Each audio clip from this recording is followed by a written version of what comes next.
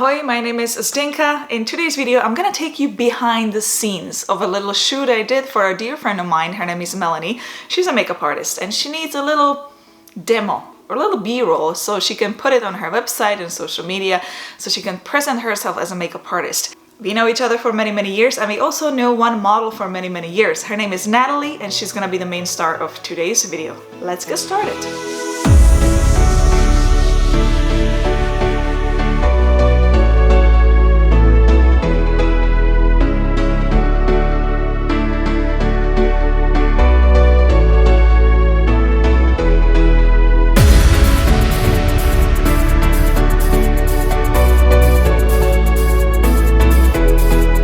And if you are new here, welcome. My name is Zdenka. If you want to learn how to take better photos and videos with the latest gear and possibly participate in creative camera challenges, consider subscribing. I have only 3 hours to do this, and there are a few things I want to do. First of all, I want to film the whole B-roll sequence, and then I want to take photos of Natalie. Only a few photos, so I'm not gonna go any crazy with a big shoot. But I want to do 2 setups, shoot it with my flash, shoot it with also just a continuous light. And then I wanted to shoot it with my DSLR versus my phone. First things first, let's start with the video. I'm shooting with Canon M6 Mark II and just a kit lens, 15 to 45mm. Let's keep it simple. I'm gonna be filming in 60 frames per second so I can slow it down in post. And I am planning to do half of it with autofocus, half of it with manual focus, depending what I will need to do. My approach to filming of this particular video, I have few notes written on a paper where I want to see certain shots happening, I want to see certain transitions happening, and I mainly wrote it down on a paper so I don't forget, because once I get carried away, it's just everything is happening but not what I really want to do. On the other side, I am letting her naturally to do her makeup. I just want her to do her thing, to be herself, and I'm gonna be filming around whatever I'm seeing, how I'm seeing it. What will really make the video at the end is the way I cut it, and obviously the music as well.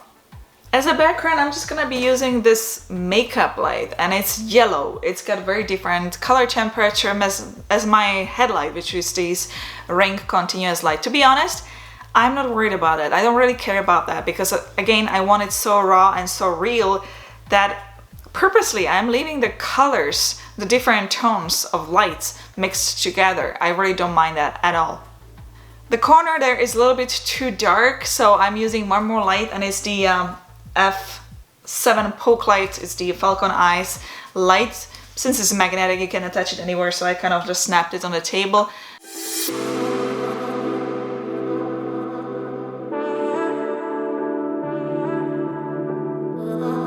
I created one transition, kind of swipe to the side, because I wanted to go from single shot of Melanie to suddenly revealing scene where there is already Natalie in. And I didn't want to have them both because I wanted to show Melanie at the beginning first. So I decided to do just Melanie herself and the transition going to the side, and then start the next transition from the side, revealing both ladies. Next few shots follow where I'm just following Melanie's hands as she's applying eyeshadows and eyeliner and all that. So these shots are pretty much the raw shots I was talking about when I'm not directing much. I'm just standing by, ready to see what is happening and trying to get different angles, different point of view on the makeup application. Whenever I'm filming something like that raw, all I'm thinking is about my framing. I don't have to do very difficult moves, very difficult transitions and all that. If I'm keeping my framing very interesting and if I have very interesting point of view, that will make the video very eye-catching without being difficult, complicated.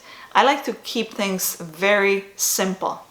There is one more transition which I am doing in this whole video, and it's when I'm holding the camera like this. She's opening up the mascara and then just twist the camera to the side. Now I want the transition to continue in the same direction, so the next shot is starting from that side up.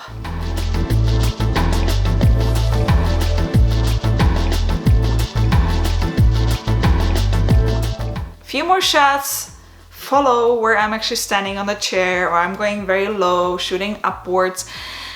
Whenever I film, I like to play with different positions, because if you're gonna be filming and just looking at the object like this, where the object is in front of you, and you're not gonna move left and right or up and down, you're gonna end up always with the same angle.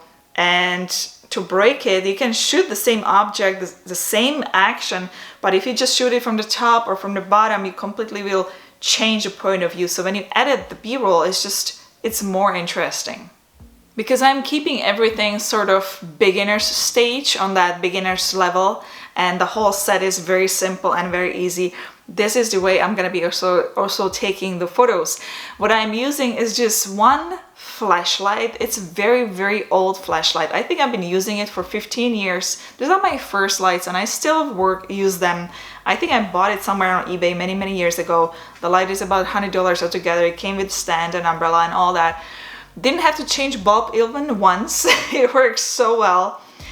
And that I'm gonna be using as my softbox, the main light. And at the bottom, I'm just using this white board, which is kind of bouncing back the light. So whenever I'm flashing with the flash, the light will come back at the bottom. So the shadow under her chin is not gonna be so drastic.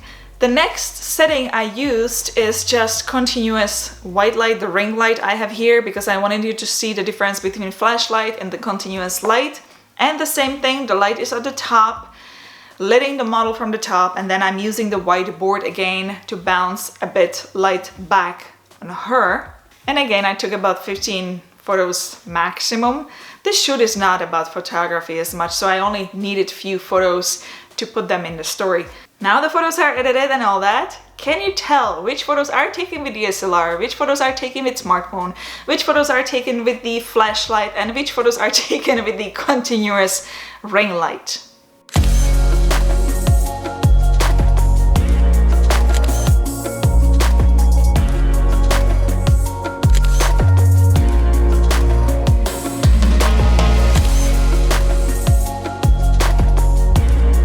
Let's reveal the results.